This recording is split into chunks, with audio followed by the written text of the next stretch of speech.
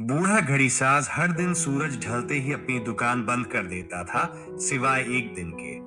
उस शाम एक लड़का हांफता हुआ अंदर आया। उसके हाथ में टूटी हुई घड़ी थी। क्या आप समय ठीक कर सकते हैं? उसने पूछा। घड़ीसाज मुस्कुराया। समय को ठीक नहीं किया जा सकता। लड़के के कंधे झुक गए। तो फिर मैं देर कर चुका हूँ। मेरी माँ मुझे याद नहीं करेंगी। घड़ीसाज एक पल रुका। उसने घड़ी को पलट कर देखा। कांटों की नहीं, लड़के की आवाज सुनी। फिर भी उसने घड़ी में चाबी भरी और कहा, घर जाओ, उनके पास बैठो, उन्हें एक कहानी सुनाओ।